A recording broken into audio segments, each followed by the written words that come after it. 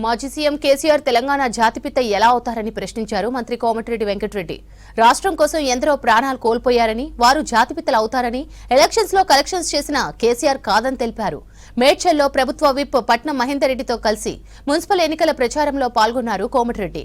10 ఏళ్లు సీఎంగా ఉన్న కేసీఆర్ కనీసం తాను దత్తత తీసుకున్న గ్రామాల్లో సమస్యలను కూడా పరిష్కరించలేదన్నారు. సొంత కూతురికి న్యాయం చేయలేని వారు రాష్ట్రానికి ఏం చేస్తారని ప్రశ్నించారు. కేసీఆర్ పాలనపై కవిత రోజుకో సంచలనం బయటపెడుతుందన్నారు మంత్రి.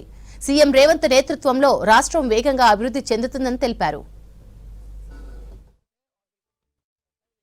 మేము ఈ రోజు ఒకటే చెప్తున్నాం, గౌరవ ముఖ్యమంత్రి గతంలో ప్రాతినిధ్యం పార్లమెంట్ సభ్యునిగా, ఒక సీనియర్ మినిస్టర్గా, పక్క జిల్లా అయిన భువనగిరిలో గతంలో ఎంపీగా ఉన్న వ్యక్తిగా, తెలంగాణ ఉద్యమకారునిగా మీ అందరికీ మాటిస్తున్న ఈ 3 మున్సిపల్ చైర్మన్ గెలివండి. ఆయన దత్తత తీసుకుని మోసం చేసిండు. నల్గొండ కూడా ఒకసారి దత్తత తీసుకుని నన్ను 5ఓసారి ఓడగొడితే 6ఓసారి భువనగిరిలో గెలిపించింది. నన్ను దత్తత తీసుకొని మోసం చేయడం కేసీఆర్ అలవాటు, కానీ మాకు అలవాటు లేదు.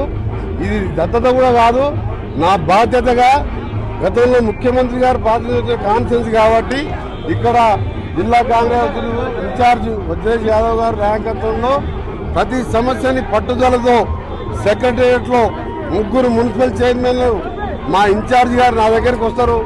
ఈ రోడ్లు చెప్పిన కొన్ని బ్రిడ్జులు మూర్తితలపల్లి, నాగిశెట్టిపల్లి కానీ, ఇంకా కన్జర్వేషన్ జోన్ తీసేయడం కానీ, ప్రతి విషయంతో పాటు ప్రతి మున్సిపాలిటీకి 50 కోట్ల రూపాయలు ఇచ్చి గ్రామీణ ప్రాంతాలలో కలిపిరు. ఎక్కడ అండర్గ్రౌండ్ డ్రైనేజ్ సీసీ రోడ్లు లేవు.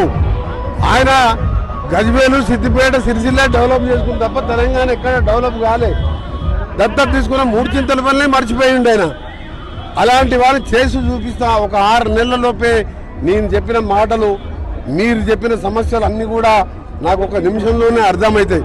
ఎందుకంటే 30 ఏళ్ళు ఎమ్మెల్యేగా, ఎంపీగా, 2 సార్లు మినిస్టర్గా ఉన్న వ్యక్తిగా, తెలంగాణ ఉద్యమకారునిగా, జాతిపిత అని ఆయన చెప్పుకుంటుండు. శ్రీకాంతాచారి, కానిస్టేబుల్ కృష్ణ లాంటి వాళ్ళు 11 మంది ఆత్మ బలిదానం చేస్తే మా సోనియా గాంధీ గారు చూడలేక తెలంగాణ ఇస్తే, జాతిపీత పిలవాలంటే సోనియా గాంధీను మా అమరవీరులను పిలవాలి. కేసీఆర్ కంటే ఎక్కువ త్యాగాన్ని నేను చేసిన. 3 ఏళ్ళ మంత్రి పదవి వదిలిపెట్టుకున్నా. నేను ఎప్పుడు జాతిపీత అని చెప్పుకోలే. నేను ఒక ఉద్యమకారుడు అని చెప్పుకుంటా. ఆయన కూడా నాలాగా ఉద్యమకారుడే.